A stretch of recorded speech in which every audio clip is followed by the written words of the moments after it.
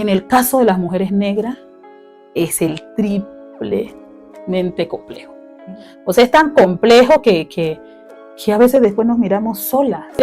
Las mujeres a veces nos concentramos tanto, por lo general, en resolver las cosas de los demás, que nos olvidamos de nosotras mismas. Podemos mejorar cuando ya lleguemos a estos estados de reflexión, porque a veces no nos gusta como pueblo negro decirnos las cosas. Y por todas estas dinámicas políticas que se presentan en los espacios, y que pues yo siento también que a veces es por el temor que les da enfrentarse a la competencia, que no podemos ser tan bruscos con el resto de la población no negra, porque ni ellos, yo le decía a los maestros, ni ustedes ni nosotros tuvimos la posibilidad de tener los estudios afrocolombianos en el contexto escolar. Hay una diversidad y que la gente tiene que entender que nosotros, por ser negros, no vamos a pensar iguales, obviamente. Somos, todos tenemos derecho al nombre y usted tiene que dejarse llamar o hacerse llamar por su nombre. Y en los liderazgos hay muchos celos, y eso hay que reconocerlo. Y no solamente en el proceso de comunidades negras, usted ve en todos los escenarios, en todas las instancias, y cuando nos vemos solo las mujeres negras, sosteniendo los procesos organizativos, en medio de nuestros conflictos y diferencias y rivalidades, somos a las que nos ha tocado enfrentar en los trabajos, que no podemos andar con turbantes, con afro, con pelos, con esto, con los otros. Somos a las que nos ha tocado sanar nuestras heridas de nuestro cuero cabelludo por estarnos alisando, porque la sociedad no quiere ver mujeres prietas. El proceso de comunidades negras es muy fuerte, ¿no? Y lo más fuerte es poder una mujer tener voz en las instancias de participación y ser oída. Todos los días de nuestra vida nos toca estar demostrando que, primero, somos humanos; segundo, que somos profesionales excelentes; tercero, que somos competentes; que el racismo y la discriminación racial está en la sangre y es un veneno que está en los tuétanos. Hola, hola, bienvenidos a este nuevo capítulo del Bororo se habla así. Hoy nos encontramos como siempre con Gerald, Melissa, Angie, y tenemos una invitada muy especial. Ella es Ángela Huanga. Para el día de hoy queremos hablar de un tema que nos viene sonando bastante, y es sobre el poder, pero no el poder cómodo, sino ese poder que incomoda, que rompe estructuras. El poder que muchas veces no es aceptado, al que no se le da permiso de disfrutar a la mujer, pero como las mujeres no estamos pidiendo permiso, hoy nos sentamos con una de nuestras líderes más representativas en la actualidad. Ella es Ángela Huanga, candidata electa para la Cámara de la Curul Afro a nivel nacional. Sí, yo creo que hay líder social. Un aplauso por eso. Sí, por supuesto. Se luchó. Ajá. A quien es un honor tener hoy aquí en este Bororó, sentada al lado de tres mujeres jóvenes que quieren aprender mucho de ti, Ángela.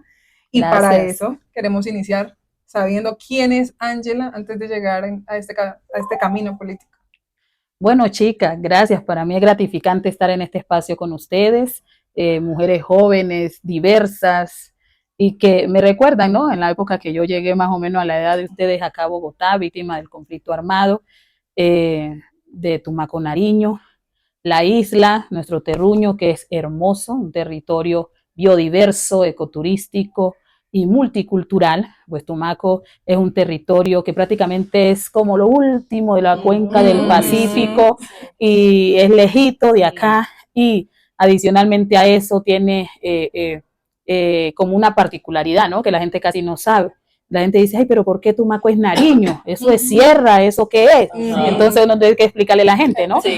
El departamento de Nariño tiene la mitad sierra y la mitad costa pacífica. Entonces tiene sus 11 municipios del Pacífico y sus 11 de la tierra, de la sierra. Y de esa manera hacen el departamento de Nariño. Entonces nosotros, Tumaco es prácticamente la capital. ¿Ya? Yo soy una mujer que se forjó y se formó con mujeres matronas, mujeres emprendedoras, trabajadoras del territorio, y que fueron muy conocidas en Tumaco. Y de esa manera salió esta misionera, esta mujer guerrera, que por más que haya salido en el marco del conflicto, pudo resistir en esta ciudad y consolidar un proceso organizativo fuerte, que en todas las esferas de participación política del pueblo negro ha representado con honra. Bueno. Ángela, sí, claro, un recorrido impresionante. Ángela, y ahora que pues estamos puntualizando mucho en nuestro territorio, ¿tu liderazgo inicia en el territorio o inicia cuando sales? Inicia en el territorio, es más, desde que estaba en mi colegio misional Santa Teresita, Ay, del yo Aquí también. Hemos dicho que el Tumaco está en la casa. Sí, hoy estamos entre paisanas. bueno, casi todas pasamos por el Santa Teresita, Sí. ¿ya?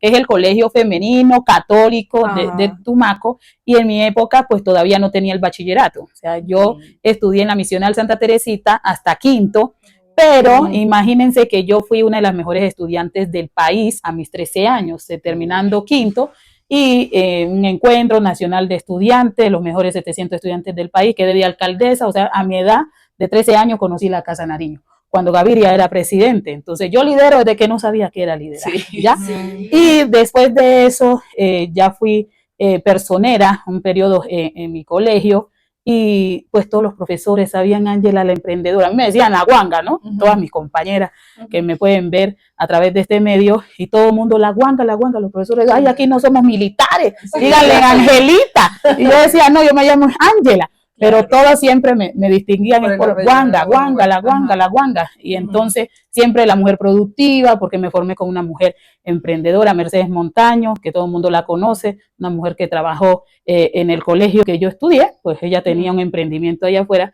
y siempre me tocaba salir corriendo a ayudarle, y era como su muletica, su mano derecha, exacto.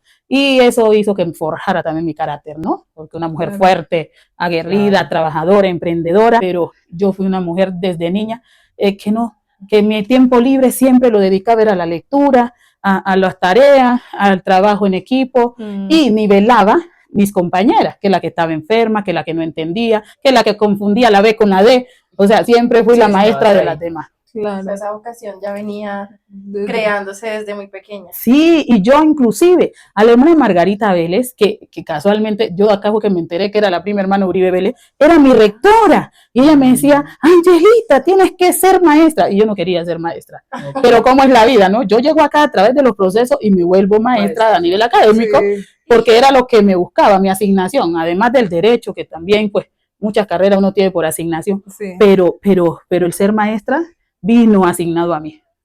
¿Ya? ¿Y qué te hace salir de Tumaco? El conflicto. Lamentablemente, más o menos en el 2000, pues nosotros empezamos a sentir en Tumaco que empezaron a llegar como muchos grupos, ya empezaron como los chicos como a participar de estos grupos, la falta de oportunidades. En nuestro territorio hay una deuda histórica que lo sabe todo Colombia y el mundo, con nuestro territorio, Tumaco Nariño, teniendo un puerto, siendo un territorio ecoturístico, multicultural, lamentablemente no ha podido tener ese desarrollo económico que debería tener, y con tanta potencialidad, porque tiene flora, fauna, o sea, nosotros estamos ahí en el océano Pacífico como un milagro de amor, pero que tenemos unas conexiones importantísimas para poder utilizar ese puerto, que ojalá que con todo lo que se está haciendo actualmente en el actual gobierno se pueda potencializar, ¿no? Entonces en esa época pues empezaron los grupos al margen de la ley a estar como reclutando los chicos y todo eso. Hicimos resistencia como esos primeros 8 años, en 2007, 2008 más o menos, nos mandaron una granada en un caserío que nosotros estábamos, y eso fue una persecución terrible. Entonces toda esa lucha y ese proceso de resistencia se viene conmigo en el conflicto que llego acá a Bogotá, y empecé yo con mi venta de mis cocadas en la calle, y empezó como a conocerme la gente, ay, Vela de la cocada de maní tan rica, yo vendía. ¿Pero tú saliste a dónde? ¿De Tumaco? ¿Migraste a? Sí, a Cali. En Cali yo miré como eso es como enredado unos días, y ahí me vine para acá. Sí, miré como mucho enredo institucional, ya, como que no era tan eficaz la atención. Y ahí, pues, después a Bogotá, y ya aquí en Bogotá, en la 1 de mayo con Caracas, que queda el centro de atención a víctimas, ya empecé a darme a conocer y orientaba a todas las víctimas, todo el que yo miraba que con cara de plaza, aunque no era de acá, venga paisano, venga, ¿usted dónde es? Y entonces yo los orientaba, les ayudaba a hacer las carpetas, los derechos de petición. A mí la unidad de víctimas me tiene rabia por eso, porque yo hacía derechos de petición, tutela, como podía les colaboraba. ¿Eso en qué año más o menos fue? 2007. Desde el 2007 estás aquí en Bogotá. Ajá, desde el 2007. Entiendo. Y bueno, ese camino que viene es un tema social, Sí, claro. desde el amor Y la vocación. la vocación y el altruismo, altruismo, pero ¿cuándo te das cuenta que tienes un interés político? Cuando me lo proponen, la verdad, porque todo lo hacía así, como por ese amor, esa vocación, ese sentir de mirar esa necesidad, ¿no? Cuando yo empecé a descubrir el que era ser negra, en qué significaba, en poder resistir en los escenarios, en poder participar y hasta levantar la mano y poder alzar mi voz. Y que mi voz podía ser la representación de los demás que no podían hablar, ya hasta en los mismos escenarios de nosotras mismas, porque son muy complejos y a veces la gente no entiende, porque la gente nomás se limita a decir, ay, es que esos negros pelean mucho entre ellos. No, hay una diversidad y que la gente tiene que entender que nosotros, por ser negros, no vamos a pensar iguales, obviamente, somos únicos e irrepetibles cada ser humano, pero ¿qué es lo que nosotros nos une? La discriminación racial y el racismo. Okay. ¿Ya? Y esa es nuestra agenda. Y por esa agenda que empecé yo a descubrirla para poder incidir en los diferentes escenarios. ¿Cómo descubriste tú eso? Porque digamos, no sé, bueno, muchas veces uno, por lo menos yo que nací acá en Bogotá y me criaba acá en Bogotá, pues digamos, cuando uno está en el colegio, como que a veces uno no entiende ese tipo de temas, como bueno, sí, yo soy negra, pero como que uno no lo interioriza, como no sé, si te están haciendo racismo, uno como que no lo entiende muy bien. Cuando eres de acá. Sobre todo cuando uno es de acá y uno ha nacido acá y uno se ha criado acá, ¿tú cómo hiciste como para descubrir, pues, todo esto que nos estás comentando? Mi lugar de enunciación ante la sociedad lo descubrí con la confrontación de la misma sociedad bogotana, porque cuando llego de manera abrupta, como el cambio climático, claro, fue así tan brusco, entonces mi piel empezó a graquelarse, a quebrarse toda y la gente me quedaba mirando y yo creía que era por eso y los labios así como que me vertían sangre y pero que parecía así, o sea, me transformé la cara. Era más frío. Exacto, como estaba más frío y eso empezó a transformarme y como a descaracharme la cara y yo, Dios mío, yo miraba que todo el mundo me miraba y yo creía que era por eso y cuando empecé a escribir que no era por eso, sino por ser negra, ¿ya? Y entonces la confrontación de la sociedad acá hace que uno pueda como despertar, ¿ya? Pues yo siempre tuve un referente en Tumaco que era la doctora Carabalí, ¿ya? Entonces la doctora Carabalí siempre usaba su turbante y sus mantas de blanquito, la doctora Carabalí. Entonces yo por eso siempre me acostumbré a andar con mi turbante y mis mantas, mis manticos, mis falditas y eso. Y hablando de eso y devolviéndonos un poquito, tú te vienes a dar cuenta que eres negra acá en Bogotá, ¿cierto? Pero en territorio viviste ese tema de identidad, ¿lo conociste? ¿Conociste tu identidad? Ahorita que mencionas a la doctora Carabalí. Sí, a través de ella. Tú ya venías con el entendimiento de qué representa un turbante, de qué representa, de toda nuestra historia como tal, o sea, tú ya venías con el conocimiento. Sí, tenía una base, ya por lo que leía en la biblioteca, pero además de la representación de ella, que era impecable, uno siempre la miraba con esa ímpetu y esa autoridad. Y recuerden que ustedes saben que las doctoras y los enfermeros en los territorios son autoridad también ante nuestra sociedad. Entonces yo siempre la miraba y es que era una sonrisa y ella de blanquito, con su turbante y su manta y con ese viento de Tumaco y siempre a mí, siempre me recordaba eso. Entonces fue mi marco referencial en el marco también de nuestra supremacía, nuestra estética como mujer negra y sabiendo pues que era una gran representación del territorio. Entonces, ya cuando hay ese choque cultural, aquí es que empiezo a indagar y empiezo a conocer y empiezo a descubrir, porque me contó un chico que me encontré en la alcaldía de Bogotá, me dice, Ángela, ¿tú sí sabes de dónde es tu apellido? Y yo le digo, sí, de Angola. Entonces empiezo a investigar más con él mismo. Entonces yo ahí descubrí de la importancia de poder conocer mis orígenes, el por qué el Wanga, siendo uno de los 100 apellidos africanos más importantes, quedó en la tribu Aguá de Nariño. Entonces, y esa mezcla interétnica, entonces ahí yo empecé a entender por qué yo soy así, que todo el mundo me quiere, negro, blanco, indio, indígena.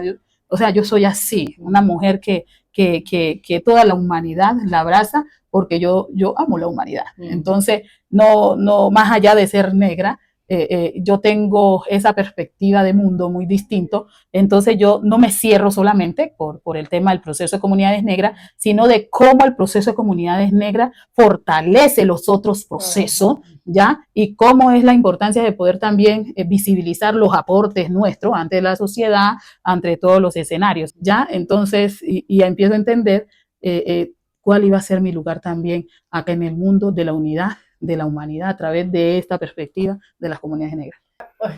Yo tengo una pregunta en ese trasegar de tránsito de Tumaco acá también, y lo que hablabas de lo que representas tú como mujer negra. ¿Cómo fue ese proceso también de verte así? Porque pues a las mujeres negras generalmente nos exotizan, nos ponen aquí, nos ponen allá, pero tú trayendo tu turbante, tus túnicas y demás, ¿cómo fue ese proceso cuando llegaste aquí a Bogotá? Pues yo soy una mujer creyente del Evangelio, la gloria y la honra sean para el Señor Jesucristo, y eso fue lo que hizo también que tuviera como esa fortaleza, que yo lloraba mucho, y recuerdo que mamá me decía por teléfono, fuerte, recuerde que nosotras somos casi todas mujeres en nuestro linaje y usted tiene que ser fuerte, tiene que ser resistente y no se va a devolver, porque usted sabe que su vida está en peligro, ¿ya? Entonces no se va a devolver, usted tiene que resistir allá. Deje de ser blandengue. Usted sabe cómo son las mujeres. Y entonces, claro, mamá era así, somos muy parecidas, fuerte y contundente y de carácter. Y me dijo, no señora, deje la mojigatería y sigue. Y entonces, claro, eso se me quedó acá y empecé como a través también de la iglesia, que fue un apoyo en esos inicios, empezar a articularme también con mi familia espiritual. Empezaba yo con mi emprendimiento, yo lo llevaba a la iglesia, llevaba para los espacios, llevaba a vender mi producto y ya cuando pusimos la fábrica La Rica Cucabayuna, entonces ya todo mundo empezó como a conocerme y a como a comprar, y de esa manera como que también se fue materializando como ese lugar que iba a ser parte como de la matriz del proceso que yo estaba, una plataforma productiva que fortalecía al mismo tiempo el proceso de comunidades negras y el de víctimas, y de esa manera fui descubriendo como mi lugar, ¿no? Entonces, eso es bonito porque es también mirar cómo tú eres inspiración para otras mujeres, para otras personas, porque me tocó como ser la maestra de mucha gente, no solamente negra, de gente de Bogotá, de gente de otras regiones que llegaban con esa necesidad y yo le daba el triciclo con el producto, vaya, rebúsquese, vaya, trabaje, vaya, haga acá, ¿ya? Y les formaba y les enseñaba cómo vender o cómo comercializar. Y de esa manera creo que fue como ese tránsito y ese descubrir y que también fue como ese proceso de madurez, ¿no? Porque al mismo tiempo yo llegué a Bogotá de 23 añitos. Ya de 23 añitos, entonces llegué a enfrentar un sistema, una circunstancia, llegué también teniendo una pareja, ya, y que era mi apoyo, la verdad, nos entendíamos en el trabajo, menos como pareja, pero suele suceder, es común, ¿no? Es común. Éramos como ñaños. Éramos como amigos. Como amigos les hubiera ido mejor. Es más, la gente a veces ni creía que era mi marido. Porque como nos llevamos bien en el trabajo y todo, y yo decía, es como un proceso como de que Dios nos está usando como para levantar ese ministerio, ¿no? Claro. Los hijos de él, me tocó formarlos, los sobrinos míos huérfanos, mis primos, que los sobrinos de él, todo el mundo llegaba a esa casa, entonces era como la casa matriz y era la fábrica, entonces todo el mundo se fortalecía ahí, fue un poco gente que está en el exterior, ya pelados que ahorita están en sus universidades o están laborando, y de esa manera nosotros sacamos adelante tanta gente que llegó, Dios mío, que uno como no es Dios, cuando sale mucha energía y poder de uno, pues uno queda débil, y yo quedé débil. ¿Y tú no tuviste hijos por lo que acabas de decir? No he tenido todavía. Ah, bueno. Estoy en edad todavía productiva. Que quede claro. ¿Pero no lo has hecho por decisión propia o por esa labor de la que te encargaste? Yo creo que formaste a tantos hijos de la vida. Sí, yo creo que las mujeres a veces nos concentramos tanto, por lo general, en resolver las cosas de los demás, que nos olvidamos de nosotras sí, claro, mismas, nos ¿no? echamos tantas cargas. Y nos echamos, y cuando hemos sido de las mujeres que desde niña nos tocó trabajar, entonces desarrollamos tanta energía masculina que nos dedicamos a resolver y a resolver cosas, y somos las resolvedoras, autónomas, fuertes. Sí, entonces eso hace que nos olvidemos de nosotras, y que también es un tema ahí de carencia también a veces de amor propio, y que uno ve, ay, sí, yo soy la súper, porque yo me las creía, y después, claro, yo tuve una experiencia muy fuerte que me hizo aterrizar y decir, no, yo creo que yo no me quiero mucho, y entonces ahí tomé la decisión. Es como raro, porque prácticamente fue cuando fue mi separación con mi exmarido, y hizo que yo reaccionara, y yo dije, no, yo tengo que aprender a hacer las cosas por mí, y ahí fue que aproveché y me puse a profesionalizar. ¿Y tú no crees que eso también parte de nuestra raíz, de cómo fuimos nosotras criadas? Formadas. Porque yo siento, sí, en nuestros hogares del territorio nos enseñaron a que uno pues siempre tiene que estar para los demás, a levantar al primo, al hermano. Nosotros somos de familia generalmente y que la comida y que el plato más grande fue esos muchachos. Las familias son extensas, pero suelen ser muy unidas. Lo que tienen nuestros territorios es que a pesar de las carencias, siempre hay quien te dé un plato de comida, ¿cierto? Y siempre hay alguien que se preocupe. En Tumaco, ¿no? En Tumaco, sí, o sea, eso sí, donde comen todos, siempre hay quien te dé la mano, y uno naturalmente siente esa preocupación por el otro, ¿no? Las mujeres más, porque pues tenemos, biológicamente también, tenemos esa cualidad. Entonces, uno, me imagino en tu caso, una mujer formada de esa manera, llega acá, necesita el uno, necesita el otro, aparte que ya tienes la vocación, ya tienes ese sentir, entonces te ocupas y siembras en muchas personas. Y ahí va mi siguiente pregunta. Sembraste mucho a la medida de tus posibilidades, desde tu conocimiento y desde lo que te permitías hacer. Pero me imagino que en cierto momento de la vida, y sobre todo aquí en Bogotá, te das cuenta que para poder ayudar e impactar de manera más fuerte o ayudar a más personas, uno siempre se tiene que acercar o ganarse espacios en la institucionalidad o en los pocos espacios que se nos han abierto aquí en Bogotá, los de participación para, sobre todo, nuestra comunidad afro. ¿Cómo fue entrar en esos espacios? ¿O alguna vez tocaste la puerta, y si lo hiciste, sentiste que incomodaste? Claro, es que, miren, fue un proceso, o ha sido un proceso disruptivo. O sea, Ángela Huanga es una mujer disruptiva. Yo me acuerdo cuando creamos la organización y que empezamos a incidir en el proceso de víctimas, fue con mujeres negras, mestizas, campesinas, indígenas, todas las etnias, ¿ya? Y por eso el logo que nosotros creamos fue la mujer negra, el hombre campesino y el indígena. Y nosotros tuvimos esa visión, fue a través de un acto, ¿ya? Una acción de rebeldía, ¿ya?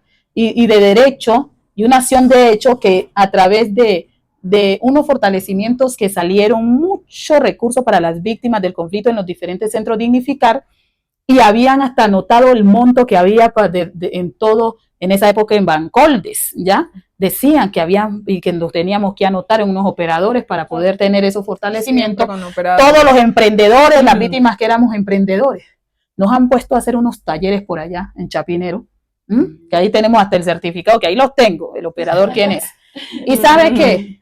Y nosotros un año casi haciendo capacitaciones, y nos hacían madrugar a las 7 de la mañana, y no nos daban ni siquiera un desayuno, y salíamos al mediodía, y nos daban, era como a las 9 o 10, un pedazo de torta con gaseosa, con un vasito de gaseosa así, o sea, dulce con dulce. Y Dios mío, era una humillación, y de esa manera, claro, ahí nosotros hicimos una acción de hecho, y ahí nació la organización. En ese mismo lugar hicimos los estatutos, liderado por Ángela Huanga, los estatutos, y hicimos esa acción de hecho, y mejor dicho, de rebeldía. Después en esa misma semana fuimos a la Cámara de Comercio, yo ni sabía, pero me las inventé, yo busqué en internet, y de esa manera saqué adelante ese proceso organizativo, y desde ahí empecé a meterme en todas las instancias con mi equipo, con el equipo de trabajo que conformé de la organización. Empezamos a meternos de manera disruptiva, que en Consejo de Cultura, que en Consejo de Mujeres, que en las mesas de víctimas, en todos los espacios. En Bogotá, las instancias de representación de nuestra comunidad pues está normada, ¿no?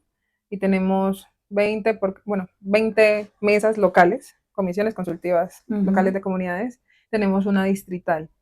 Hemos notado que a veces la participación de organizaciones externas a las que conforman las consultivas se ve un poquito limitada si no es a través de las consultivas.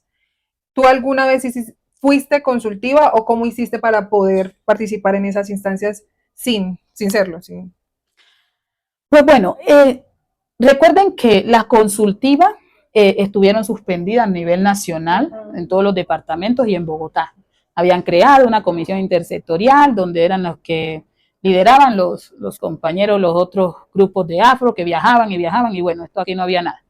Después ya cuando a través del Espacio Nacional de Consulta Previa se hizo como esa variación de que se diferenciara qué era consultiva y cuál era la misionalidad del Espacio Nacional de Consulta Previa. Yo soy delegada del Espacio Nacional de Consulta Previa, de las medidas legislativas y administrativas de alto alcance a afectar a las comunidades negras por Bogotá. ¿Cuál es tu Yo soy comisión? parte de la sexta. Tú eres de la sexta. De los temas de víctimas, paz, por Sí. conflicto, derechos humanos, ya justicia ancestral. Y de esa manera ya se reactivaron hace 8 años las consultivas a nivel departamental y la de Bogotá Distrito Capital. La consultiva de alto nivel se conforma por 2 delegados de cada uno de los departamentos y de Bogotá Distrito, que entonces son más o menos 66 a nivel nacional, la consultiva de alto nivel. El Espacio Nacional de Consulta Previa, que es nuestra máxima instancia, que es como si fuera el Congreso del Pueblo Negro, entonces allá lo que se hace es consultas previas.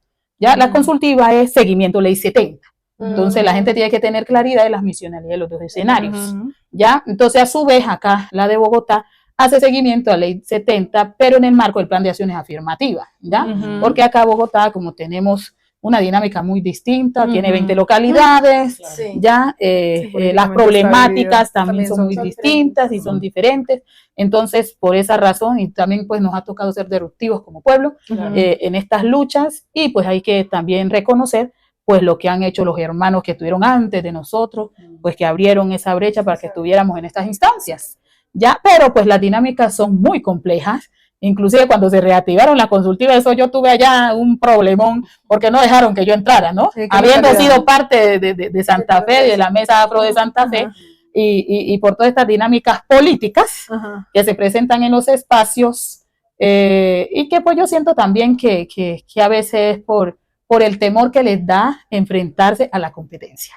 A la competencia intelectual y a la competencia en gestión en el marco de los liderazgos. En los liderazgos hay muchos celos y eso hay que reconocerlo. Y no solamente en el proceso de comunidades negras, usted ve en todos los escenarios, en todas las instancias de participación de grupos sociales, políticos, hay celos, hay egos, hay incomodidades. Y el que de pronto ve que tú tienes brillo, que tú te pone en la zancadilla para que no avances, ya, porque la gente cree que con el brillo de que uno lo va a apocar con el brillo de uno, no, eso no es así. Y es que se caen muchos procesos de liderazgo, ¿no? Exacto. Y es difícil sostenerlo. Y es difícil y mucha gente... Y se desarticulan muy fácil nuestros procesos en particular. Exacto. Y lastimosamente, pues han habido muchos malos manejos en el tema de las instancias, o malos métodos, ¿ya? Para que podamos ser escuchados a nivel institucional, pero pues que de una u otra manera hemos logrado conquistar esos escenarios y nos han respetado, digámoslo así, pero podemos mejorar. Claro. Podemos mejorar cuando ya lleguemos a estos estados de reflexión, porque a veces no nos gusta como pueblo negro decirnos las cosas, y es importante decírnoslas, ¿me entiendes? Decirnos la responsabilidad, con responsabilidad, con respeto, con amor, decir lo que está mal, hay que decirlo para que podamos mejorar, porque somos humanos también. Y yo como le digo a la institucionalidad cuando nos dicen, ay, es que los indígenas, hombre, los indígenas, ellos tienen un pensamiento político que es piramidal, eso quiere decir piramidal. Acá el gobernador dice sí, todos dicen sí. Ya no hay más nada. En el caso de las comunidades negras, nuestro pensamiento político es circular desde el África. ¿Y eso qué quiere decir? Que cualquiera puede ser presidente, cualquiera puede ser secretario. Entonces aquí es más democrático, por decirlo así. Exactamente. Entonces, es más democrático. De esa manera, claro, nadie es más que nadie. Vos que a mí no me digas nada, porque vos también sos igual que yo. Entonces, pregunta, y eso para ti, eso que estamos diciendo, porque bueno, estamos partiendo de 2 premisas, ¿no? Un sistema piramidal y un sistema circular. En este sistema de DOFAS y demás se supone que el círculo representa unión. Entonces podríamos decir que el sistema de nosotros debería representar más unión, ¿cierto? Sí, claro, y lo es. Lo es. Lo que pasa es que la gente a veces no entiende la dinámica sociopolítica de las comunidades negras por nuestro lenguaje, por nuestras formas que son diversas, pero aquí ustedes tienen que entender que nosotros descendemos de ¿cuántas? África, que el segundo continente más grande por expansión, ¿cierto? ¿Y cuántos países tiene? 54 países. Y entonces nosotros, ¿de qué descendemos? Nosotros descendemos, hay gente que cree que es un país. Nosotros descendemos de... Exacto. Nosotros descendemos de 54 países con más de 1000 lenguas y culturas. Antes que agradezcan que nos entendemos. Sí. Agradezcan que nos entendemos. Porque nosotros como pueblo tenemos la facultad de en nuestra diversidad y en nuestras problemáticas, cuando estamos concertando acciones o proyectos o decretos, de discutir, nos destrampamos, pero de ahí salimos abrazados y riendo. Así nosotros tenemos la facultad de hacerlo. Nosotros, solo eso lo logra la gente negra, porque nosotros conocemos nuestras dinámicas. Son a veces incomprensible, la gente a veces, ay, es que son negros, hacen bullas, peleas, son nuestras formas. Además, ahí les voy a explicar, nosotros descendemos de los territorios del Pacífico, donde aquí hay un asentamiento y allá hay otro, y usted a veces para saludar a su mamá tiene que María, entonces esos son territorios de mar, de río, donde nuestras voces se desarrollan mucho. Claro. Cuando ya estamos en estos contextos donde la gente pues habla más solapaditamente, ya, entonces obviamente pues que la gente lo va a ver, no lo va a ver bien, ¿cierto? Sí. La gente va a decir, no, esta gente es muy bulliciosa, esta gente es muy conflictiva, esta gente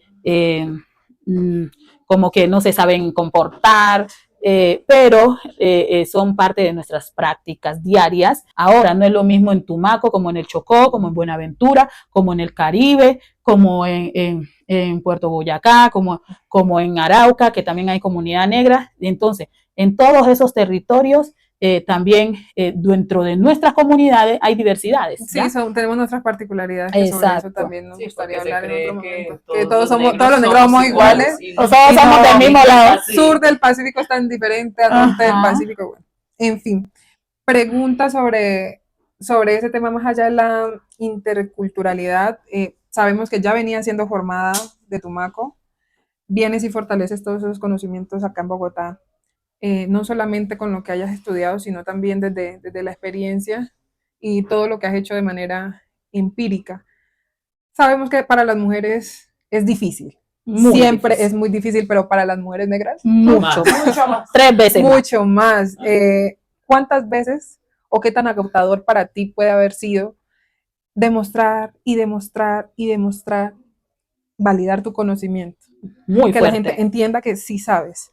A veces muchas líderes, porque eso que tú nos cuentas aquí, nuestra historia, la génesis de muchas particularidades de nosotras, hay muchas líderes que también las han conversado y sentimos, sobre todo en espacios institucionales, que la institución tiende a no entender o no querer quizás abrirse a esos conocimientos. Es como, sí, bueno, me hago entender. Y siempre toca seguir en la misma discusión, siempre se da la misma discusión porque no se entienden estos temas. Para ti, ¿cómo ha sido? Les cuento que, como les decía, todo ha sido de manera disruptiva porque el movimiento de mujeres en el mundo es muy complejo. Ustedes saben que la sociedad es patriarcal y que desinstalar eso de la memoria del cerebro de las mujeres es muy difícil. Que la mujer tenga y que dé ese voto de confianza en un escenario de participación a otra compañera mujer es complejo. Pero en el caso de las mujeres negras es el triplemente complejo. O sea, es tan complejo que a veces después nos miramos solas. Sí. Y nos toca aprender a abrazarnos y a comprendernos en medio de que sabemos que es la misma, que estamos abrazando y comprendiendo, nos está apuñaleando. Sí, pero nos toca, si tenemos que apoyarnos, y nos toca apoyarnos porque no tenemos más opción. No tenemos más opción porque en los procesos organizativos, sociopolíticos, los hombres negros se van y nos dejan peleando solas. Ay, muchachos. Sí, se van. Y yo siempre les digo a ellos, se van y resuelven su problema, porque como ellos, ante la sociedad, por ser hombres, Sí. son más aceptados, entonces ellos resuelven su tema por allá en lo social, Tienen político, su privilegio, más privilegio que les da el el machismo. privilegio que les den más.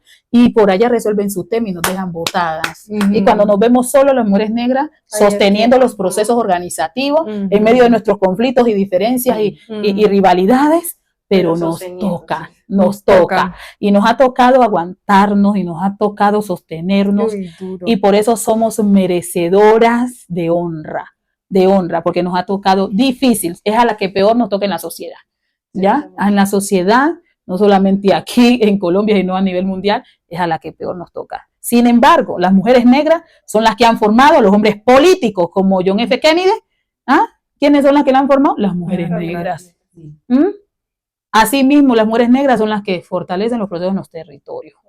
Somos las que hemos resistido al conflicto. Somos las que nos ha tocado dejar los muertos, caminar, seguir. Ujú. Somos a las que nos ha tocado enfrentar en los trabajos, que no podemos andar con turbantes, con afro, con pelos, con esto, con los otros. Somos a las que nos ha tocado sanar nuestras heridas de nuestro cuero cabelludo por estarnos alisando, porque la sociedad no quiere ver mujeres prietas. Somos a las que nos ha tocado caminar.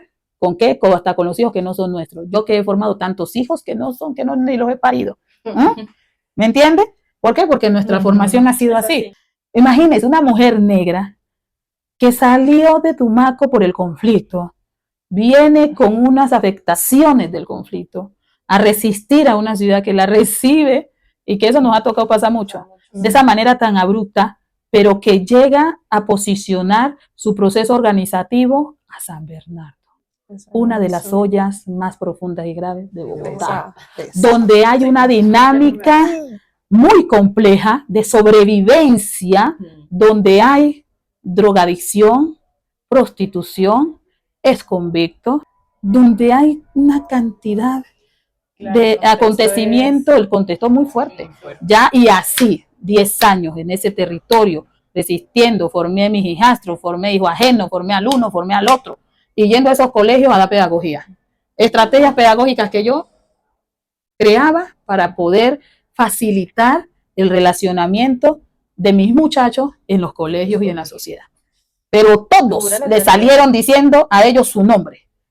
No, no señor, usted no se deja decir negrito, ni negra, ni nada. ¿Entiende? Porque eso también voy a aprovechar y les voy a decir.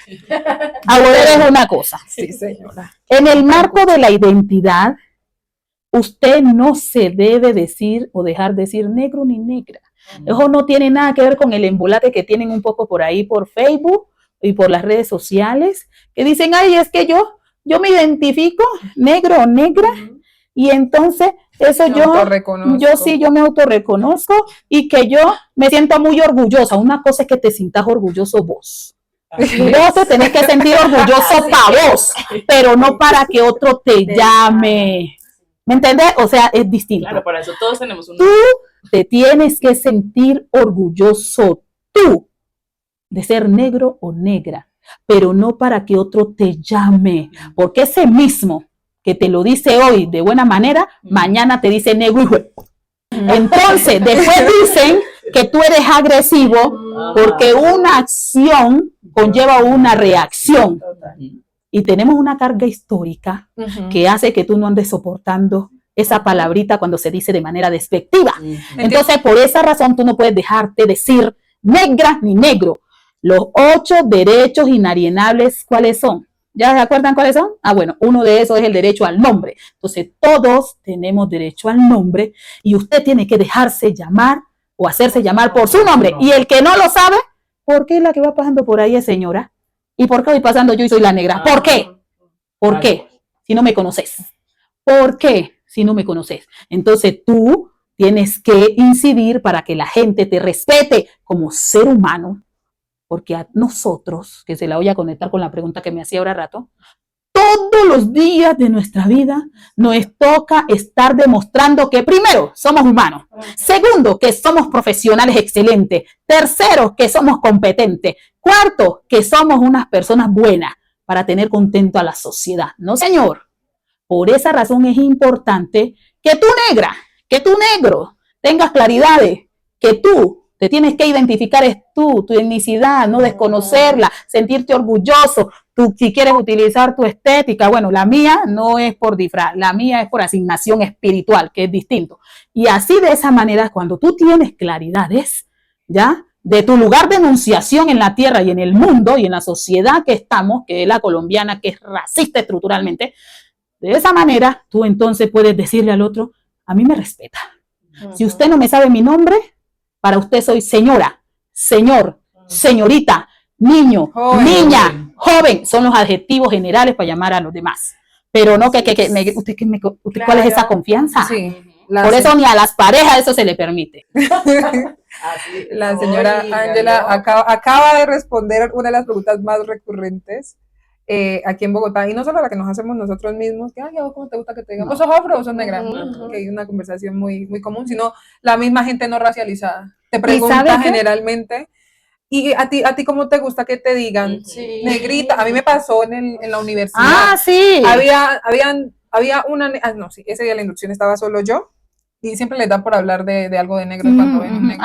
No. Entonces, como Pregúntele si a mí en la pedagógica me tocó cuando llegó Buenaventura de Sousa. entonces, Y el un compañero. profesor me preguntó en frente de los compañeros que yo como prefería ser llamada, si negra o afro.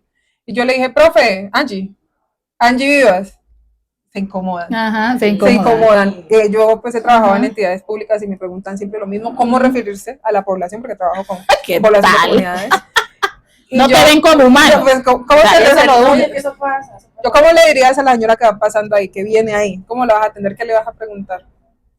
Por su nombre. Y es lo mismo que uno dice. O sea, la palabra negro fue utilizada precisamente para Anular. deshumanizar, es para quitarte la humanidad, separarte, referenciarte un término similar a animal. ¿Sí? Ujú. Entonces, tienes un nombre que te da identidad, ¿ya? Claro. Que te humaniza. ¿Por qué te desvinculas Ujú. de eso? Esa es la... No, y es la que cuestión. es tan impresionante, porque por eso yo considero que el racismo y la discriminación racial está en la sangre y es un veneno que está en los tuétanos. Por eso yo soy abrupta y cortante. Por eso ahora que soy autora de los nuevos lineamientos conceptuales y pedagógicos de la Cátedra de Estudios Afrocolombianos de la Secretaría de Educación, imagínense que fui a 287 colegios aproximadamente y los profesores me pedían, pero es que a mí me toca, yo soy cortante, o sea, pero sin embargo, también soy sensible de qué manera, que no podemos ser tan bruscos con el resto de la población no negra, porque ni ellos, yo le decía a los maestros, ni ustedes ni nosotros tuvimos la posibilidad de tener los estudios afrocolombianos en el contexto escolar. Sí. Y por esa razón hay desconocimiento de los aportes de los pueblos afrocolombianos en la construcción de nación. Y por eso es importante que nosotros, a partir más allá del 1122, que es el decreto que dice hágase la cátedra, nosotros podamos realizar unos lineamientos a nivel nacional que toca ahora en el Congreso que vuelva una ley, porque esta es mucha patanería con la implementación en las entidades educativas, porque desde el manual de convivencia tienen que modificarse o aportar a cómo se debe como llegar a toda la población estudiantil, ¿ya? El respeto, la tolerancia, que el que va con su trenza, ¿cómo así que una maestra desatándole la trenza a una niña delante de los otros niños? Claro. ¿Eso dónde está? Por más maestría que tenga, ¿eso qué? Esos son temas de humanidad, Ujú. ¿ya? Entonces, por esa razón es muy importante que nosotros y nosotras en las casas, en los hogares, formemos a nuestros niños y niñas, ¿ya? Y no solamente la cátedra es, ay, que para los niños, no, es para el sistema escolar, porque es que los profesores, nosotros no podemos tener los colegios llenos de profesores negros, porque empezando los persiguen cuando dictan la cátedra para que se vayan. Sí. Sí. Segundo, nosotros, el sistema como ya está, es tan dañado, tan naturalizado el racismo y la discriminación racial, obviamente nosotros lo que necesitamos es que los niños y niñas todos de manera integral reciban los estudios afrocolombianos, ¿ya? Reciban, estén bajo el respeto en las aulas, que el que lleva su trenza, el que lleva su afro, ellos entiendan el porqué, el que lleva su camisa de color, su pañolete de color, por qué, el por qué, ¿ya? El por qué, y eso sea respetable, así como nosotros entendemos el que se pone el piercing acá, el que se pone su poco de argollas en todos lados, libre de el que desarrollar la anda con personalidad, y que no se cuestiona, el que anda con su pelo parado, con su poco de gel, todo eso se comprende. Sí, Claro. Así ¿no? Y es que hay que hacerlo ver así. Sí. Por eso yo Para que a los entiendan. profesores hasta los hago reír porque me dicen, Ángela, es que tú también lo haces reír a uno. No, es que el tema aquí es que, Es mire, verdad. uno le hace los ejemplos Claro. prácticos para que ellos entiendan. Ujú. Nosotros las comunidades negras también tenemos adjetivos calificativos para llamarlos a ustedes y Claro. no lo hacemos por respeto. Ujú. Nosotros llegamos acá a estos contextos que no son nuestros y nosotros ¿qué decimos? Como escuchamos que los otros le dicen a los otros vecino, vecina, nosotros también decimos vecino, vecina, por respeto a ustedes. Entonces, como somos respetuosos, así también necesitamos que ustedes hacia nosotros tengan respeto. Bueno, aterrizando un poquito más el tema a tu situación actual, sí, esa trascendencia que has dado en toda tu carrera. Finalmente los liderazgos se traducen siempre en algo de impacto. Ahorita pues se puede decir que estás en uno de los picos, ¿sí? Vienes escalando duro, fuerte, Sí. parejo, Ya toda todo la el vida, recorrido ajá, ha sido- y ahorita se puede Hasta decir morir. que has llegado a una de tus metas importantes y para todos los negros, voy a decir para la mayoría, pero yo creo que para todos es bastante importante este capítulo que se reescribe y para nosotras pues orgullosas también de que sea Ujú. al lado de una mujer, Mm. porque pues venimos de un periodo pasado muy triste, vergonzoso, nefasto, Bastante con caro. nuestro anterior representante, sí, que no vamos a nombrarlo aquí, ya todo el mundo sabe quién es, pero entonces para nosotros ahorita representa mucho tener a una mujer negra en esta representación. ¿Cómo fue? ¿Cómo fue llegar ahí? Imagínense que el proceso de comunidades negras es muy fuerte, ¿no? Y lo más fuerte es poder una mujer tener voz en las instancias de participación y ser oída, ser oída. Eso es lo más Sobre Pues todo, Ángela sobre todo. Wanga alza su Sí, voz sobre donde todo. sea que Sí, tenga ahora que sí. alzarla, así los hombres en esos espacios quieran hacerla callar, no, porque eso sí le digo mujeres, en las instancias de participación usted tiene que hacerse respetar. Ujú. O sea, usted no puede ir allá solamente con este tema de la estética y el credicuerpo estar logrando cosas. Funciona, Sí. porque esta mujer es un capital también. lo logró con la permisión de mi Padre Celestial. Que yo soy una mujer que tengo que darle la gloria y la honra a mi Cristo con esa fortaleza y con los dones y talentos que Él me ha dado y que ha depositado en mí, lo he logrado. Y con la ayuda de muchas mujeres y hombres que también me han abrazado en este proceso para seguir. Y que saben que a través de esta sierva se puede ir labrando el camino. Confían en eso. Por mis acciones, el espíritu del tambor que ahora le dicen Zaguabón, eso lo creé yo, autora. ¿Ah? ¿Cuántos empleos da eso hoy en día aquí en Bogotá? Desde el 2015. Creamos la estrategia psicoancestral en salud para víctimas. También prácticamente 8 años. ¿Cuántos empleos ya van? 35 perfiles y ya de allá a acá, ¿cuánta gente no ha pasado con sus contratos de 1 año, 2 años, 3 años? ¿Ah? Esas son las acciones que Ángela Wanga ha hecho. Creadora de la única mesa de comunidades negras de víctimas del país, que la tenemos aquí en Bogotá, a través del protocolo 512. Ahí está. Y a través de este proceso que ha sido muy disruptivo, porque todo me ha tocado peleármelo sola.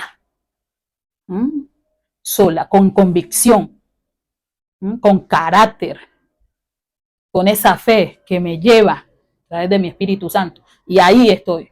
Cuando tengo la convicción que yo voy a estar en un lugar, le meto la ficha. Ha sido enriquecedor, porque igual también es como una escuela para mucha gente que también va llegando y que quiere ser parte de los procesos o quiere aprender. Y en medio de esas dinámicas, pues también se presenta esa gana de poder como incidir de manera política, ¿ya? Sí. En los escenarios que ahora estamos, ¿ya? Cuando yo tomé la decisión de ser candidata, yo ya había sido candidata, ¿sí? En el 2018. Me metieron por ahí en una lista y era la única mujer. Y los dos eran hombres y nunca los conocí. Y esos dos andaban desaparecidos, eran avetadores de votos nomás. Y yo decía, pero ¿estos quiénes son? Entonces resulta que yo era la última. ¿Y saben cuántos votos saqué? 319 en mi número, era lista abierta. Y toda la gente me votó al logo. Toda esa votación era mía, hasta la de ellos, porque ellos nadie los conocía. Yo fui la que posicioné ese logo de ese consejo comunitario. Nadie lo conocía y toda la gente me votó al logo.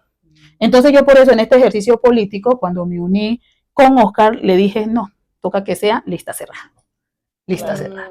Lista cerrada. ¿Por qué? Porque la diversidad del tarjetón de comunidades negras, 46 listas, es una grosería. Pregunta, ahorita que hablamos de las listas, ¿cuál era el propósito de que en esas listas estuvieran 3 candidatos? Creo que eran 3 o más, por lo menos en la de ustedes, el tercero creo que era Francisco. Sí, sabemos que en todo caso si ganaba la lista eran 2. Simplemente había posibilidad para 2 candidatos. ¿Es una estrategia política o cuál era el sentido de que hubiera un tercer candidato en esa lista? Pues siempre ha sido así, lo crearon así. O sea, las listas de comunidades negras tienen 2 o 3 candidatos o 1, ¿ya? Eso lo decide el que escribe la lista, ¿me entiende? Pero es de 1 a 3. Y el 3, el tercero por si le pasa algo. Ya. Suplente. Exacto. Está ahí como un colchoncito para si le pasa algo a alguno de los dos y sube. Ya. Ahora sí. Es en el caso de. Ok. ¿Ya? Okay, entiendo. Entonces, mire, con respecto a la representación que ustedes decían, lamentablemente con este chico que salió, se había agudizado la representación por su comportamiento y por su mala representación siendo bien negroide. Yo no sé de dónde él sacaba un poco de historias extrañas, pero lamentablemente es por el desconocimiento, ¿no? Recuerden que allá en el Caribe, o digámoslo así, en el norte, ellos por el tema del blanqueamiento que fue tan abrupto, pues no han tenido como esa posibilidad los hermanos de poder como formarse o reconocerse como se debería, ¿ya? Pero sí les gusta estar en las instancias. Sí, yo tengo una crítica, un reproche ahí. Porque es que a veces nosotros queremos justificar, y que es válido, porque sí aplica en muchísimos casos, que estas cosas parten y suceden por el desconocimiento. Pero una persona que se viene formando, que viene participando en unos temas que son pero tan sociales, te obligan sí o sí a conocer, a entender. Entonces yo creo que hay ciertas instancias en donde ya el desconocimiento no puede ser una justificación, no puede ser una excusa, que pues para mí en lo personal, a esta persona en particular no le acobija esa... No, y sobre todo es que queremos ser como solidarios con el chico, ¿no? Porque recuerden que quedó muy abajo. La gente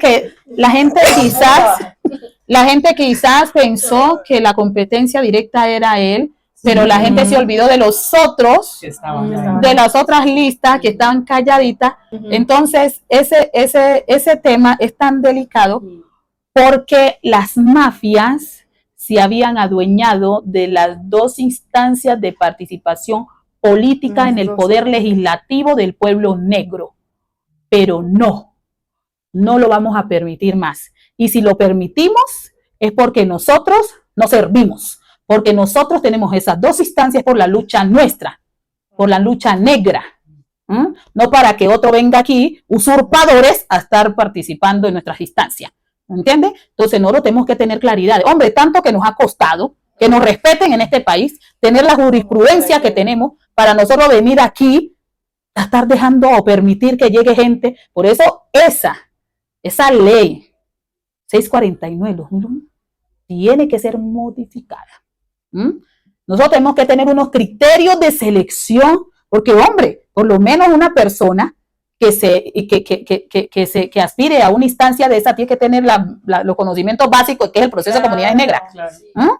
Tiene que por lo menos tener identidad y autorreconocimiento. ¿Cómo es eso? Que por qué los negros, este niño el último video, que eso, hombre, eso fue lo que me dio fastidio. ¿Cómo es decir un negro que está representando en una instancia a la gente negra?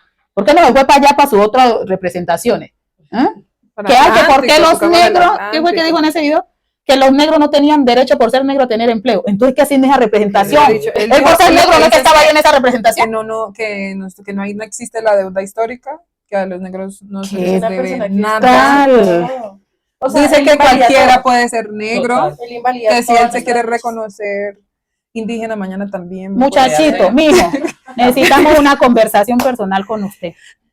de verdad. Yo siento que él necesitaba estos líderes que acaban de llegar para poder tener esa...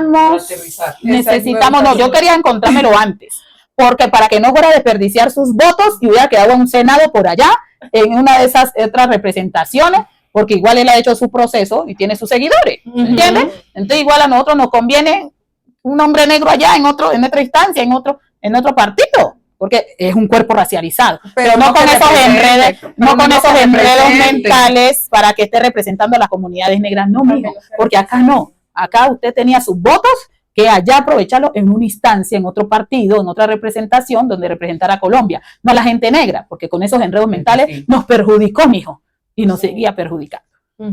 ¿Ah? Bueno, sabemos que tú acabas de llegar. Ya estás pisando apenas el escenario, apenas es que se viene, sí, apenas es que se viene lo fuerte, pero igual, queremos saber qué se siente ocupar un espacio que históricamente ha sido negado para las mujeres y para las mujeres negras sobre todo. Es que yo creo que de Zulia, maestra Zulia, mi respeto, y usted sabe que la honro y la respeto y la quiero mucho, mujeres negras como usted que hemos tenido en el proceso y que ha peleado por los derechos colectivos de nuestro pueblo. Desde ahí, mi respeto para nuestra hermana Piedad, que cuando falleció, pues sentí que el movimiento, pues le faltó haberle como reconocido, no tanto después de muerta, sino también en vida, porque fue que la que abrió brecha, y hay un reconocimiento que no se puede ocultar. Y eso hizo que hoy en día muchos estén en procesos políticos gracias a esa política también disruptiva de la maestra Piedad, y creo que eso se tiene que reconocer. Y por eso creo que las mujeres negras lamentablemente no hemos sido reconocidas, porque lamentablemente a nosotros todo nos toca pelearlo. Todo, no hay que los negros peleen, pues nos toca pelearlo, porque a nosotros nadie nos mete en nada. Nadie dice, venga negro, lo voy a meter, lo voy a dar. Nadie. A nosotros todos nos toca ganárnoslos en lucha, en resistencia.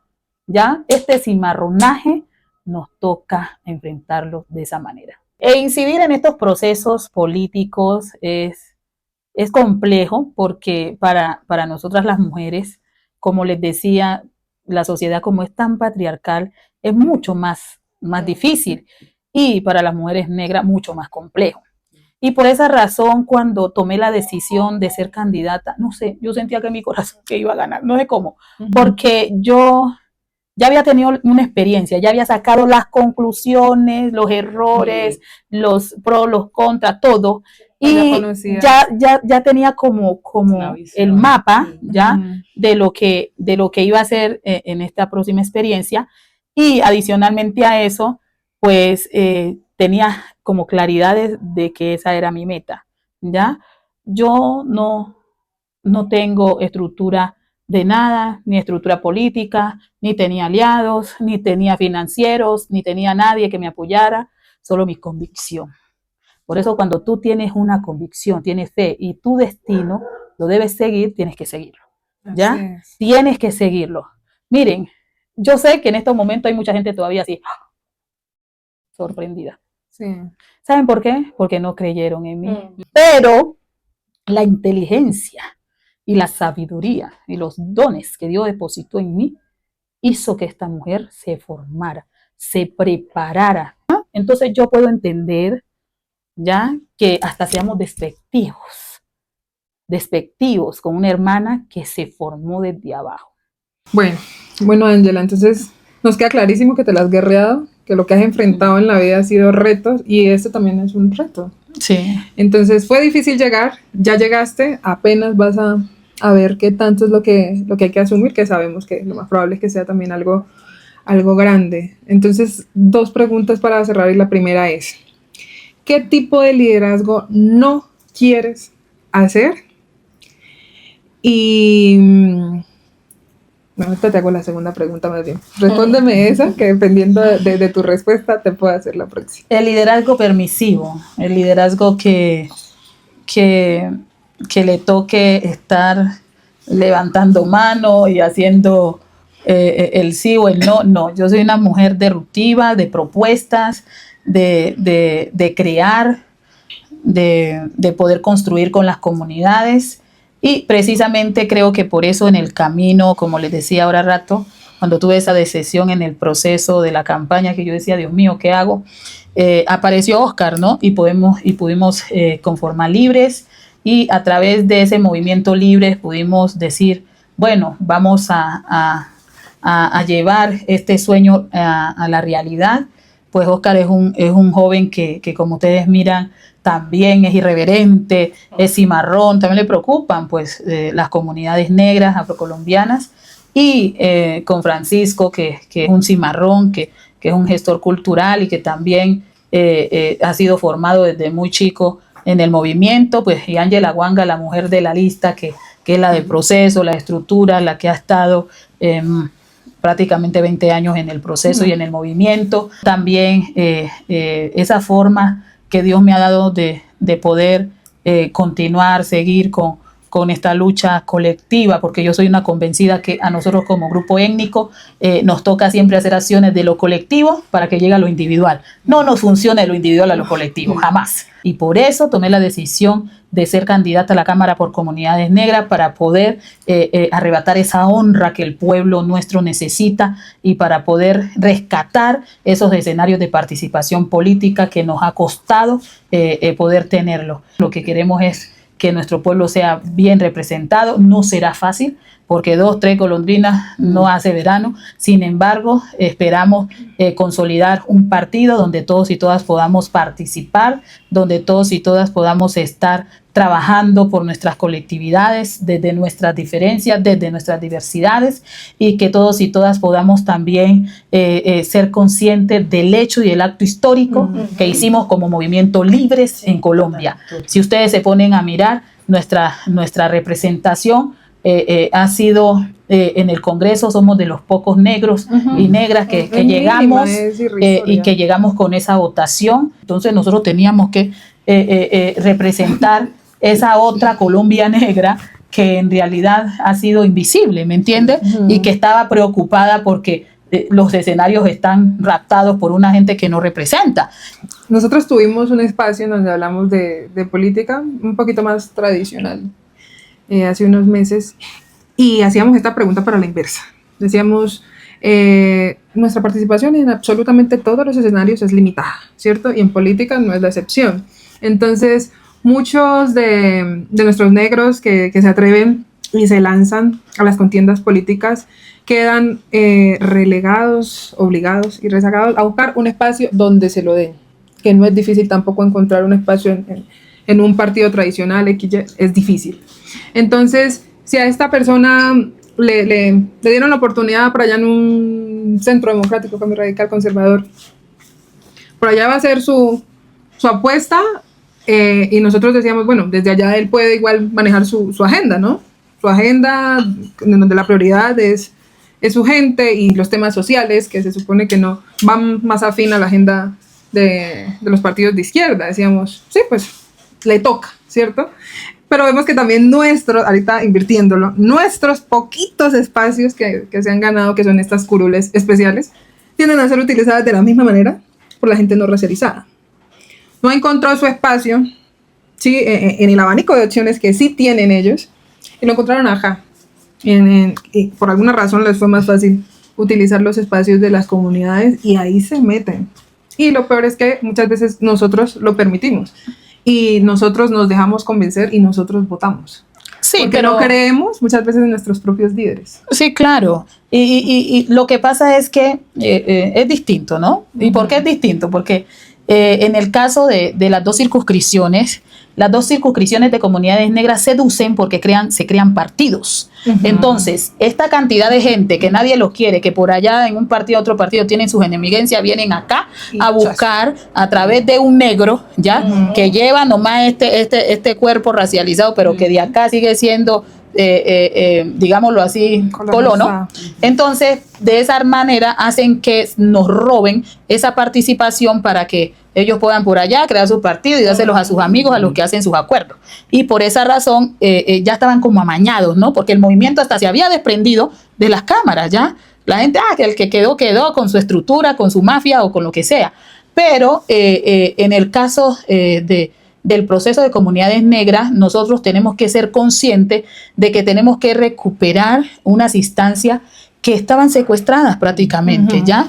Por la mafia, por estructuras, por lo que sea, porque no estaban siendo utilizadas para el fortalecimiento del movimiento de comunidades negras, que fue la razón de ser de su creación. Sí. Y por eso es muy importante que la gente sea consciente, ¿ya? Gracias Colombia, la Colombia no negra que nos apoyó, ya, porque en últimas los dos congresistas que vamos en representación de las comunidades negras, somos congresistas también de Colombia, ¿ya? Porque vamos a votar por todos los proyectos que van a beneficiar a todos y todas, pero hacemos énfasis en el marco de la representación de este cuerpo racializado a los proyectos también de las comunidades negras. Y es muy importante porque ustedes a través de eso lo que están haciendo es aportando o contribuyendo prácticamente a esa deuda histórica que ha habido con las comunidades negras. Creo que está siendo consciente la sociedad colombiana de la importancia de la participación política real de las comunidades negras en la construcción de nación, que siempre la ha habido, pero que ha sido invisible, que ha sido no mirada, que ha sido de pronto juzgada, que no ha sido valorada, ¿ya? Porque nosotros y nosotras construimos en todos los escenarios de poder o de participación política, pero lamentablemente no se es visible, no se ve reflejada en la participación de los tres poderes políticos del país. ¿Ah? Pues nosotros en el Ejecutivo, ¿qué tanta representación tenemos? Por ejemplo, en el Poder Legislativo. En el Poder Legislativo, Ejecutivo y el Judicial. En el Ejecutivo tenemos nuestra vicepresidenta. Exacto, ¿no? Que fue un acto también de reivindicación, de ruptivo, que fue una lucha también histórica, con todo pues y lo que la gente pueda decir, marcó precedentes. Y adicionalmente a eso, una mujer negra, ¿ya? Y eso no se puede desconocer jamás, ¿ya? Y por otro lado, nosotros en el legislativo, en estos momentos, pues también tenemos que a la gente darle un poco de formación también democrática, porque lamentablemente Colombia no tiene formación en educación política, y eso hace que la gente se equivoque. La gente cree que la gente al Congreso va a sacar proyectos. No, la gente en el Congreso va hacer seguimiento de las normas, hacer control político, ¿ya? Hacer las leyes, que es distinto, y ¿qué es lo que hace? Aprobar lo que el Ejecutivo debe ejecutar, ¿ya? Para que ustedes tengan esa orientación. ¿Y qué hace el Poder Judicial? Judicializa lo que no hacen estos dos bien, para que ustedes tengan claridad de cómo es la operación, ¿ya? Y de esa manera funciona las tres ramas del poder político del país, para que nosotros también nos vamos comprometiendo como ciudadanos y empecemos a hacerle seguimiento también a los políticos. No se les deja solos, ustedes tienen que estar ahí pendientes, ojo vivo. A los políticos también se les acompaña para que cuando se vaya a hacer alguna ponencia, alguna exposición de algún proyecto de ley, ustedes estén también ahí presentes. En el caso de las comunidades negras, preocupémonos por nuestros proyectos. ¿Cómo podemos nosotros fortalecer en nuestra ley 70 a través de su reglamentación absoluta, ¿ya? Porque es que toca reglamentarla de una vez y que nosotros podamos tener pretexto que es que no se ha reglamentado y por eso no se hacen muchas cosas. Bueno, el gobierno. Pues tenemos una jurisprudencia tan amplia que no deberían tener pretextos, sin embargo los tienen, y para eso estamos aquí en este poder legislativo llegando para que con el apoyo de ustedes podamos llegar a hacer realidad lo que ya está o fortalecer lo que ya está. Bueno, yo creo que por eso dije mejor pregunta al final, porque acabas ya de responder mis dos preguntas y era... ¿qué era lo que querías lograr en este proceso? Que nos lo dejaste súper claro. Y también quería saber cuál es tu más grande apuesta. Acabas de mencionar varios temas en los que tenemos que prestar mucha atención como ciudadanos, y que ustedes desde el Congreso tienen su mirada puesta hacia allá. Pero igual, queremos cerrar este capítulo conociendo la prioridad. Lo primero que ustedes piensan tocar una vez se posicionen. En el caso de Ángela Huanga, creo que es muy importante, yo trato de ser coherente con mi accionar y con el proceso y con lo que soy yo, y es que para mí es muy importante la educación. Creo que la educación es la columna vertebral de toda sociedad. Si nosotros no somos disruptivos en el sistema educativo para que se pueda implementar los estudios afrocolombianos, no podemos aquí avanzar mucho, ¿ya? Desde esa perspectiva, ¿qué vamos a hacer? Si los estudios afrocolombianos a través de un acto legislativo, hasta de una ley de la República se puede, ese 1122 no tiene lineamiento, no tiene fuerza, no tiene nada, nuestro artículo 39 de la ley 70 lo describe, bueno, que se haga, pero en el sistema como tal no se ha podido implementar porque siempre ay no, que las directivas, que la comunidad estudiantil es autónoma y con ese cuento que es autónomo, pero autónomo para los negros. Entonces necesitamos que de verdad se pueda crear una ley donde los estudios afrocolombianos con lineamientos claros, precisos, concisos, se puedan implementar en las aulas, en todo el sistema escolar. Ya es muy importante que se pueda garantizar. Maestros de las comunidades negras afrocolombianas, raizales y palenqueras, que no los hay, ni los contratan, antes a lo que hay los sacan. Segundo, que podamos tener el sistema, o más bien, los directivos de estas instituciones puedan tener formación en los estudios afrocolombianos. Sí. Y por eso es importante que los padres de familia en sus casas, por Dios, hay que tener compromiso. Nosotros también a nuestros hijos les enseñemos de sus raíces, de su etnicidad, de que tienen que tener como sujetos, como personas, ¿ya? Ese es el llamado, que puedan ellos en sus casas tener desde ese primer amor, desde su primer ministerio que es el hogar, las bases para la consolidación de esa personalidad. Porque si usted está claro de quién es, de qué vino a hacer este mundo como sujeto, como persona, como estudiante, como niño, como niña, entonces nadie le va a apagar su luz. Ya antes va a fortalecer su personalidad. ¿Por qué? Porque lamentablemente cuando ya llega a la comunidad educativa, pues eso es un universo, decir que si usted no está bien parado, se lo tragan. Bueno, Ángela, yo creo que tendríamos muchísimo más para decir aquí.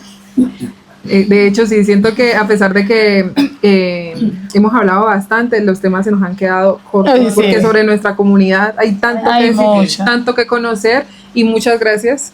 Muchas gracias por a ustedes por la invitación. Y por compartir tanto de tu conocimiento y sobre todo de tu experiencia.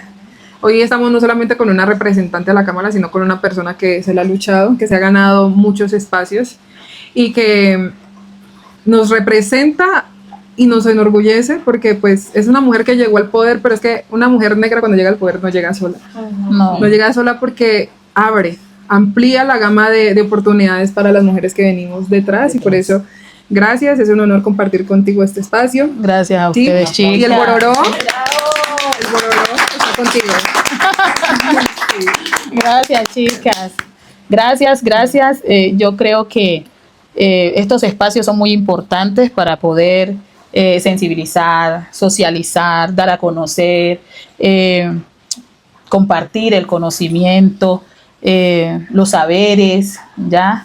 Las estrategias, todas estas experiencias que nos toca vivir a los seres humanos, a la sociedad, a las comunidades negras, a las mujeres negras que nos toca tan difícil en la sociedad. Y es muy importante recalcarlo, ¿no? No es que, es que ustedes, las comunidades negras, se quejan de todo. No, es muy importante. Llevar este cuerpo racializado es duro. Es muy fuerte, porque desde que salimos de nuestras casas nos toca estar defendiendo nuestra posición y enunciación en la sociedad, pero eso solamente lo sabemos los que lo llevamos, ¿ya? Y por eso no podemos opinar en cuerpo ajeno, ¿ya? Y para la gente también que apoya, porque hay mucha gente no negra que apoya los movimientos, que apoya el proceso nuestro, que apoya el proceso de comunidades negras, que milita en los procesos de comunidades negras, que les encantan los estudios afrocolombianos. Conozco mucha gente no negra que apoya nuestros procesos y que lo hacen de mucho corazón y con mucho amor. Gracias por ser parte de los procesos también. Gracias por la humanidad. Ya por eso es muy importante que la cátedra la pueda dar toda la comunidad educativa, ya, independientemente que sean negros o no, pero es fundamental que los profesionales de las comunidades negras estemos al frente del aula, dando las orientaciones. Sí, tienen que aprender todos los maestros, pero tenemos que, la gente negra, profesional en la antropología, en sociales, psicología, los que somos maestros, los licenciados, los abogados, los sociólogos, los psicólogos, todos tenemos que ser parte de esta ley que va a garantizar que los estudios afrocolombianos se den en todas las aulas del país. Porque ¿eso qué va a hacer? Eso va a garantizar que haya un respeto sobre la comunidad negra que también se ha formado y que es profesional y que es la que ha podido o que vive en carne propia la racialización de sus cuerpos. Eso es importante. Y que adicionalmente a eso, ustedes, ya que están dentro de las aulas, puedan replicarlo, pero sin quitarle ya el protagonismo a la etnicidad nuestra, a la comunidad que padece todos los días los dolos y tristezas que deja el racismo y la discriminación racial. Así es, bueno, eso ha sido todo por el capítulo de hoy. Muchas gracias nuevamente, Ángela, por estar aquí. Los invitamos a que se hagan parte de esta conversación, que investiguen, aprendan sobre todos estos temas de la comunidad afro, de mujeres afro como Ángela, pues que han llegado a espacios tan importantes como en el que está en estos momentos. Recuerden suscribirse a nuestro canal de YouTube, El Bororo Podcast, y seguirnos en nuestras redes sociales, Instagram y TikTok. Y no se les olvide que este Bororo se habla así. Chao.